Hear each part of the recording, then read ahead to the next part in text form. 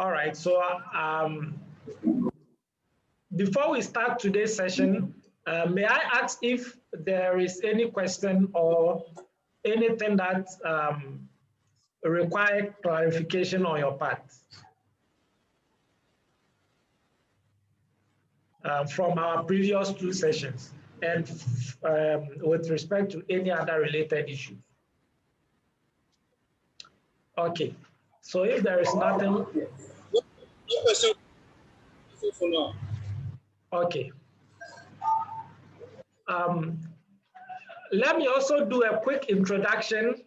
Today I have my colleague Augustina joining us from Ghana. Augustina is a trainee consultant with my company, and she's part of this training to observe. She's on the training as a trainee. So just to make you aware. So Augustina, can you put your video on briefly?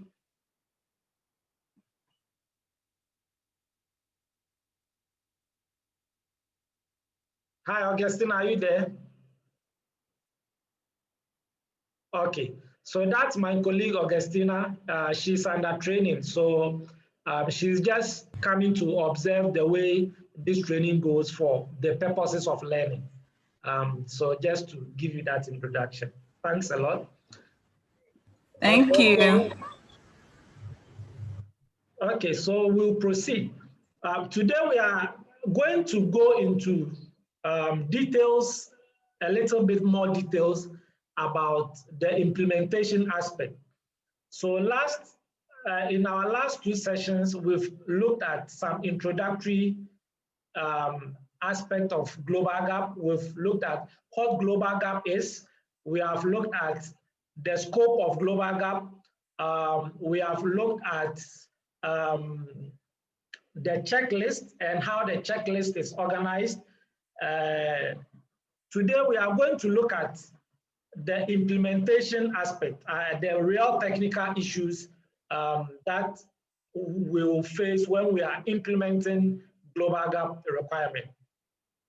So by the end of today's session, I'm expecting that everybody in LATC who is part of this training must be able to know exactly what the company must do. Some of the major issues that the company must tackle to be able to get GlobalGAP certification. So this is a straightforward objective for today's training, just one objective. So by the end of this session, you should know all the various issues, each and every issue that the GlobalGAP standard talks about, not the very, very individual clauses, but the major themes. So you should know that, okay, when I'm going for GlobalGAP option 1 as a company, I need to touch on this issue and that issue and that issue and that issue. So we are now going to look at the main issues themselves. And by the end of the training, I'm expecting that every staff of LATC who is part of today's training will be able to know, or at least know some of the issues that the company must tackle to be able to maintain certification to GlobalGAP. Okay, so our first issue to handle is the issue of self-assessment. Self-assessment is the very first technical activity. I mean, I'm saying technical activity because there is also the administrative activities, such as applying to the certification body, signing the sub-license agreement, and all the administrative aspects. So aside the administrative aspect, the first thing that a company must do when the company is seeking GlobalGAP certification is the self-assessment. So the self-assessment is basically taking the checklist, the latest version of the checklist, and auditing yourself, auditing your own self against the checklist. And this activity is compulsory. in respect to GlobalGAP requirement. So every producer seeking certification or seeking to maintain certification must do a self-assessment at least once in a year. So this is a mandatory requirement, but it is also the first technical activity that the company must carry out when seeking GlobalGAP certification. When we say self-assessment, what we are trying to say is that the company must answer a simple question. Yes, the company must answer this question: how is what we are doing now comply or not comply with the GlobalGAP requirement? So that is the basic summary of the objective of the self-assessment. What the company is doing now in terms of every aspect of its production, which is covered by GlobalGAP. You want to check whether what you are doing currently complies or does not comply with the GlobalGAP requirement. So that is all you are seeking to do when we talk about self-assessment.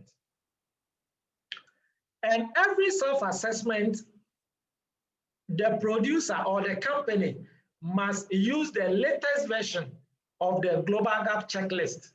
So you, as a company, you actually download the checklist and complete the checklist yourself before even the auditor comes.